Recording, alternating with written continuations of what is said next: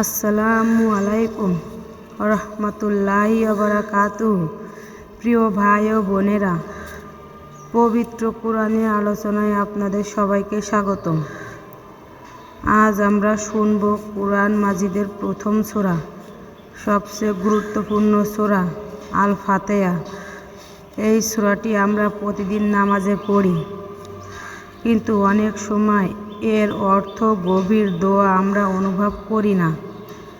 আজ চলুন ধীরে ধীরে মন খুলে হৃদয় দিয়ে সূরা আল ফাতিহা শুনিও বুঝি।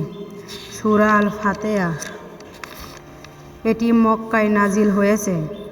এই সূরাটি রয়েছে 7টি আয়াত। এই সূরাকে বলা হয় উম্মুল কিতাব, মানে কোরআনের মূল। যে নামাজের সূরা ফাতিহা নেই সে নামাজ পূর্ণ হয় না। এটা রাসূলুল্লাহ সাল্লাল্লাহু আলাইহি সাল্লামের হাদিস।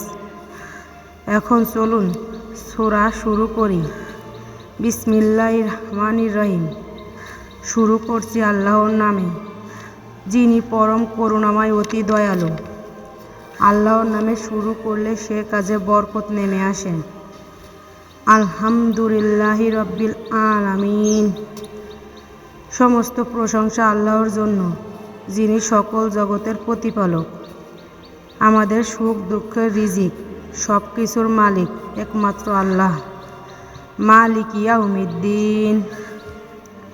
তিনি বিচারের দিনের মালিক। একদিন আমাদের সবাইকে আল্লাহর সামনে দাঁড়াতে হবে। ইয়াকা নাবুদু ওয়া ইয়াকা নাস্তাইন। আমরা শুধু তোমারই ইবাদত করি এবং শুধু তোমার কাছেই সাহায্য চাই। মানুষ নয়, টাকা নয়, শুধু আল্লাহই আমাদের ভরসা। ইহদিনাস সিরাতাল মুস্তাকিম। হে আল্লাহ, আমাদের সরল পথে পরিচালিত করো। এই দোয়া আমাদের জীবনের সবচেয়ে বড় প্রয়োজন। সিরাতাল্লাযিনা আনআমতা আলাইহিম গায়রিল মাগদুবি আলাইহিম ওয়ালাদ-দাল্লিন। সেসব লোকেদের পথ যাদের প্রতি তুমি অনুগ্রহ করছো, যাদের ওপর তোমার গজব নেমে আসেনি, এবং যারা পথভ্রষ্ট নয়। আমরা যেন সঠিক পথে চলি, ভুল পথ থেকে বাঁচি।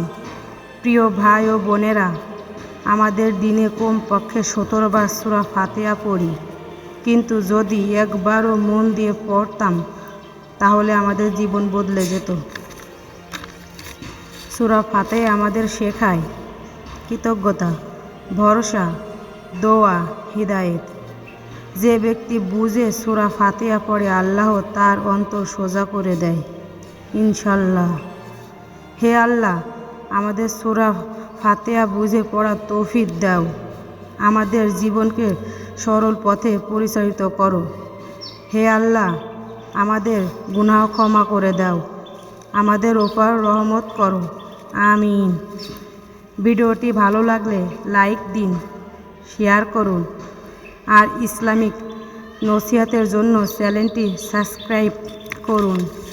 আসসালামু আলাইকুম রহমতুল্লাহি বারাকাতুহু।